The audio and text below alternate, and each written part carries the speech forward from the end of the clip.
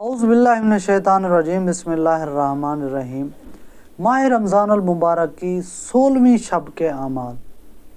माह रमज़ान मुबारक की 16वीं शब के आमाल में 4 रकत नमाज है जिसको 2-2 करके पढ़ना है, और हर 2 रकात में नियत ये करनी है, नियत करता हूँ या करती हूँ 2 रकात नमाज नफल कुर्बतन इल्लल्लाह अल्लाहु अकबर। उसके बाद अल्हम्द के बाद 12 मरतबा सूरह तकासुर की तिलावत करनी है। इसी तरह दूसरी रकत में भी अल्हम्द के बाद 12 मरतबा सूरह तकासुर की तिलावत करनी है। हाँ, अगर किसी शख्स को सूरह तकासुर नहीं आती तो वो उसके बदले में 12 मरतबा सूरह तौहीद की तिलावत कर सकता है। नमाज को मुकम्मल करे, उसके बाद तस्बीह बीबी फातिमा तो ज़हरा पढ़े और अपनी हाजात तलब करे, अपनी दुआएं मांगे।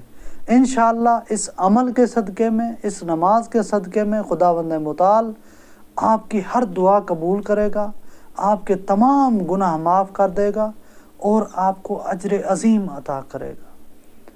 और 16वें दिन के रोज़े रखने का जो सवाब है, हर कोई चाहता है कि क़यामत वाले दिन जब हम माशर में इकट्ठे हों, कब्र से निकाले जाएं, तो हमारे साथ अच्छा सलूक किया जाए, हमें गर्मी ना लगे, हमें मुश्किलात पेश ना आए।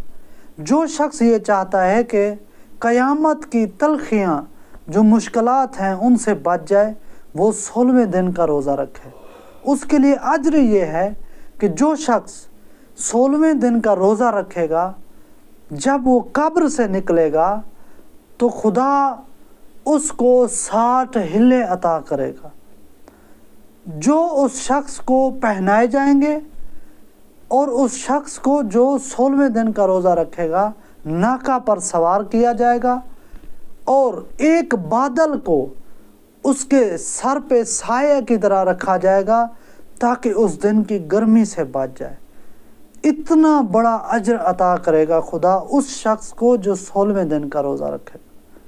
हमें चाहिए कि 16वीं शब के आमाल अंजाम दें और 16वें दिन का रोज़ा रखें ताकि इससे हमारे तमाम गुनाह माफ़ हो जाएं और हमारी क़यामत के दिन जो मुश्किलात और परेशानियां होंगी वो हल हो जाएं, वो दूर हो जाएं।